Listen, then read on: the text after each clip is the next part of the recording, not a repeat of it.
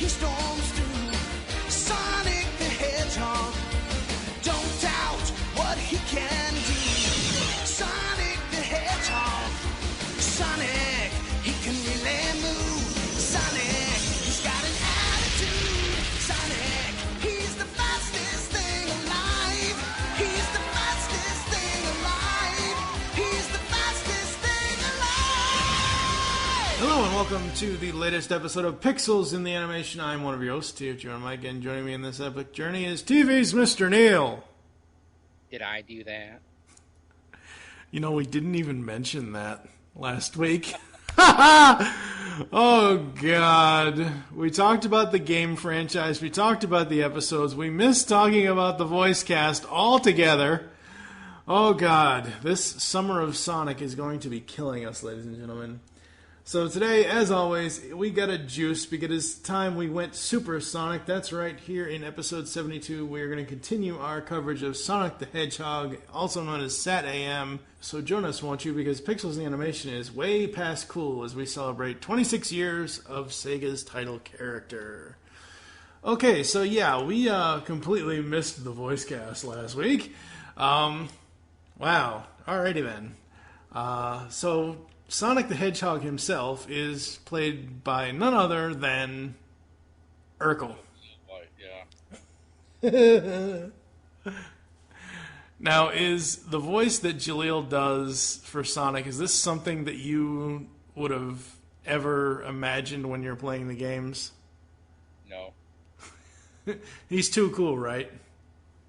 Yeah, I would have expected something more along the lines of I don't know, Harpo Marx. Wow. Shouldn't talk. Wow. Okay, then. We also have Bradley Pierce as Tails. Interesting voice for Tails. I think it works. He's a little bit younger than some of the other characters in the show. We've got Kath Soucie as Princess Sally Acorn. She also voices Nicole, the princess's computer.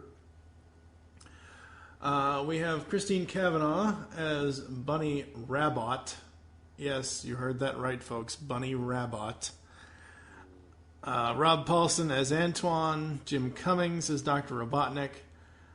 Charlie Adler as Snively. And Mark Ballou as Rotor the Walrus. They do list a couple other characters. They list one for the main cast here.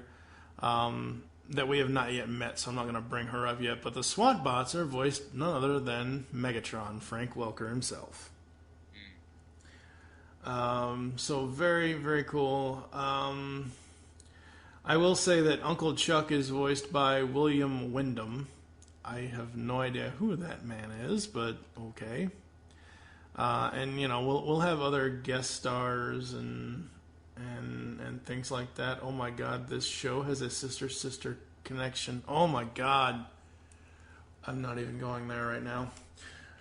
So what do you think overall so far of the voice cast, at least of the ones that we've heard to this point? I think they're all appropriate. I mean, there's nothing that really stands out to me that's bad. I mean, not really the voice I would pick for Sonic, but not anything I would object to. Mm-hmm. Absolutely. All right, so we start off with Sonic and the Secret Scrolls. So last week I flubbed and I mentioned that Sonic and Sally was Sonic and the Secret Scrolls, and basically the freedom fighters embark on an outlandish mission to find magical scrolls which may hold the key to unlimited power.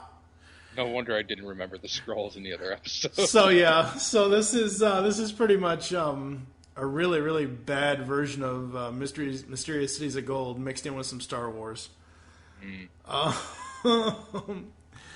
don't like episodes like this, not just for the Sonic cartoon, but in cartoons in general, because I sat through God knows how many Mask episodes with this exact same plot, go into Mysterious Temple, you know, avoid booby traps, etc., etc., etc., try to beat Venom, everything else, and it just didn't work out. At first, you know, they start off on this adventure. I didn't even think Robotnik was going to be in the episode. He doesn't come in until like these are 22-minute episodes, folks. He doesn't come in until like the 9 or 10-minute mark, I think. And where is Tails? Tails is not in I mean, I think he's in the very beginning, but like after that, he's not even here. So yeah, I'm not too keen on this episode. Your thoughts? Yeah, I just didn't care. It was one of these episodes where my eyes were just glazing over, like, oh my god, what is even going on? Okay, I know this is going to sound bad, folks, and I did go back and I did rewatch it when I woke up, but I actually did fall asleep in the middle of this episode. I still heard it, but I was closing my eyes to the point where I was drifting off. But I did stop it and go back and rewatch it while I was awake, but yeah, what the hell, Sonic? Come on, people. Next episode we had today is Super Sonic. Robotnik searches for a computer archive of spells belonging to an ancient evil wizard. Sonic heads to Robotropolis to get the crystal before Robotnik can use it, but soon he is stripped of his legendary speed by the wizard, who compromises him that he will have his speed back after... That makes no sense, Wikipedia. Okay, whatever. That, I swear to God, that makes no damn sense. But yeah, basically the wizard takes away his speed because the wizard thought he was going to steal the spells and yada yada yada. So Sonic has to do this episode without his speed. I like that. I don't like that the wizard was the one that took the speed, but I like the fact that they're making Sonic do something more, having to use his brain instead of just his brawn with his speed. I know that's his shtick, but I mean, you know, even though I know we're not going to get character growth, it's nice that they try. Mm-hmm. What did you think of this one? It's hard to say. This is going to reflect in the review. It's just like I can't really comment on things that I'm losing interest in because I don't know. There's nothing offensive about the episode. I just didn't care. I mean, what I remember about it is that wasn't there a bit where Sally Acorn and Bunny Rabbit, I hate that name, Bunny Rabbit get turned evil for a moment? Yes, yeah, I remember that. This. And it was just like, okay, he had to use that thing to turn them back, and then they left, and the wizard was like, oh, you've done a good thing, and now I'm going to give you your power back. Okay. So this episode is inconsequential, and it's knowing that every episode she's going to hit the reset button, and we're going to be right back to square one on the next episode. So I'm just kind of like, I don't even know what to say at this point. And we're only 6 episodes into this series. This is the problem with having the Dark Sonic is that it doesn't commit. Yeah. That's very true. If you're going to be dark, you have to have consequences. Yep. All right, last up today is Superman versus Sonic Racer. This is pretty much the same thing, folks. Robotnik holds a race in Robotropolis in a bid to lure Sonic into a trap. The other freedom fighters take advantage of Robotnik's fixation on the race in hopes of destroying the city's power generator. Not only do they have to destroy the power generator, they have to destroy the backup power generator. So there's that. Yeah, like you just said, if you're going to do a dark Sonic, it needs to be a full-on story-based, continuity-based thing. You can't, look, Super Mario Super Show could afford to have the Mario cartoon do various adventures because there is a storyline in the original Super Mario Brothers game. You know, you've got to save the damn princess. And they do that in that cartoon all the time, But in the cartoon, they could afford, and later when you get to Mario 3, they could afford to go to, Earth and have Milli Vanilli and everything else.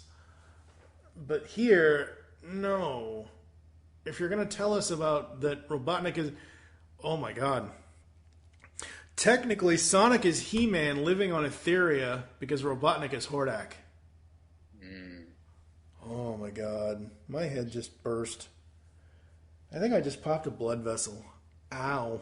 There were times that I was having flashbacks to those little robot characters from the Christmas special. Oh my god, no. You know what I'm talking about. Yes, no. No. But I like being evil. Oh god. The only note I put down for Sonic Racer is it's just a race episode, as I already mentioned, kind of like Superman versus the Flash or Supergirl versus the Flash or whatever. And yes, you do have the subplot of the other freedom fighters going to try to destroy the power for, so Robotnik can't make his stuff, but still, yeah, no. No. Any other thoughts on Sonic Racer? Only that I was trying to think of a way to fit in a Mystery Science Theater Puma reference, but couldn't really think of a way. I guess I got it in there. So there you go. All right, folks, we're going to take a quick break, come back with final ratings, final thoughts, and overall thoughts so far as we've gotten more into this series. We'll be back after this. Juice and jam time.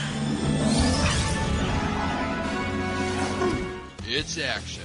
It's drama. It's comedy.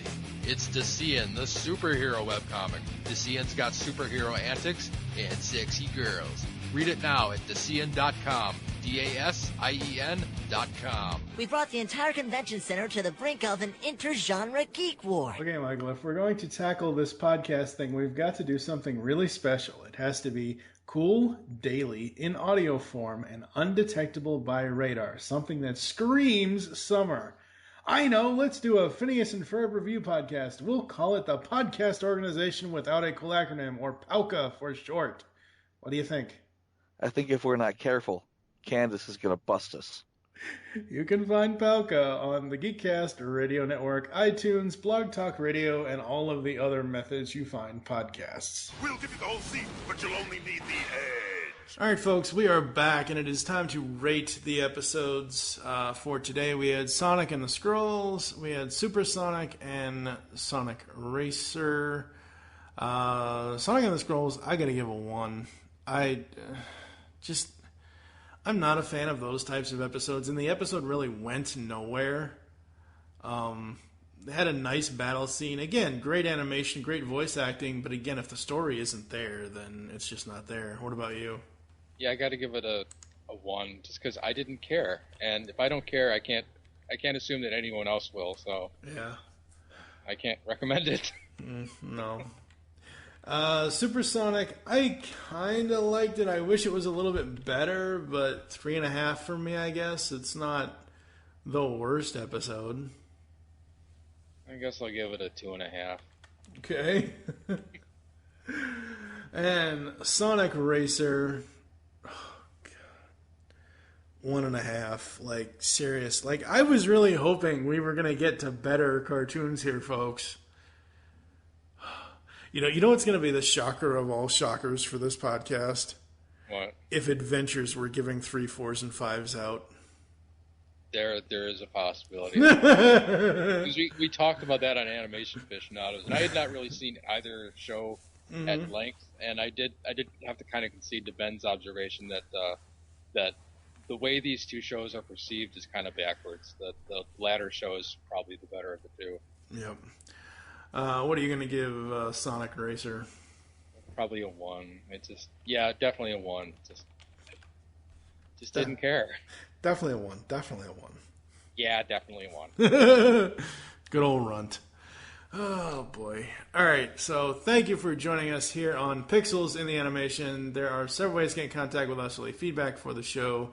Visit the website, geekcastradio.com. Email us, feedback@geekcastradio.com. On the subject line, put Pixels in the Animation and episode 72, or whatever episode you're wanting to comment on or leave an email for. Leave the show's feedback in iTunes. Please do this. Follow us on Twitter. @GeekCastRadio is the network Twitter. Mine is TFU and Mike. What is your Twitter? P. Lynn Bailey.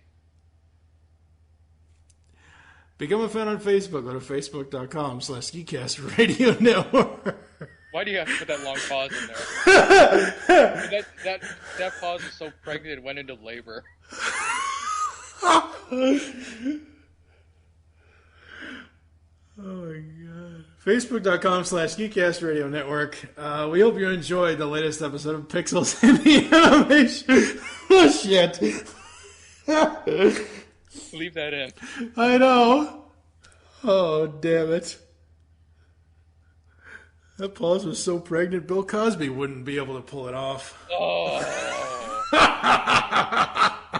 Zip, zop. Pop. Oh, crap.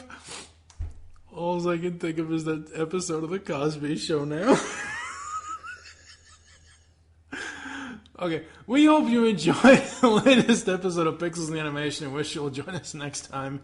Well, we were reviewing the next 3 episodes from Sonic the Hedgehog, those being Harmonic Sonic, Hooked on Sonics, and Sonic's Nightmare. I think Harmonic Sonic and Hooked on Sonics is, I think those are reversed, but anyway, either way, it doesn't matter. So those are the next 3. Okay. And for now, I am TFU and Mike with TV's Vishneil. Tune in next time and help us find the pixels in the animation as we are all eating our pudding pops. Hey, if you're going to commit to a Cosby joke, you might as well go all the way, right?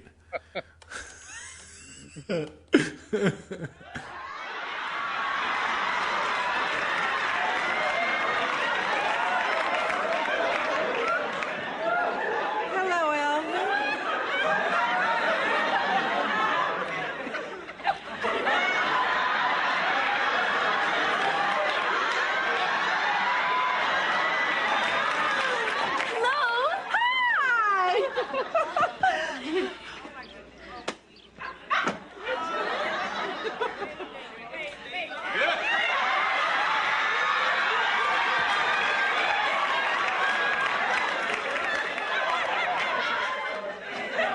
I don't know why they make those car seats so low to the ground.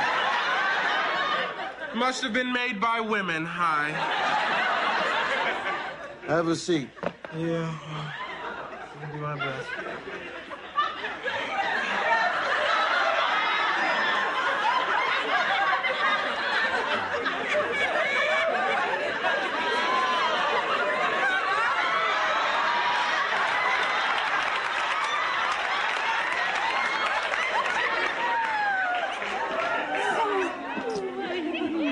I gained another 8 pounds. Still look gorgeous. I do not. Well, I've stopped having morning sickness. Now I'm having afternoon sickness and night sickness. I'm sick at dusk. Men, you're gonna drop them any minute. Martin, are you sure it's only 8 pounds? Looks like you might be having twins. Well, if anyone could give him twins, it would be me.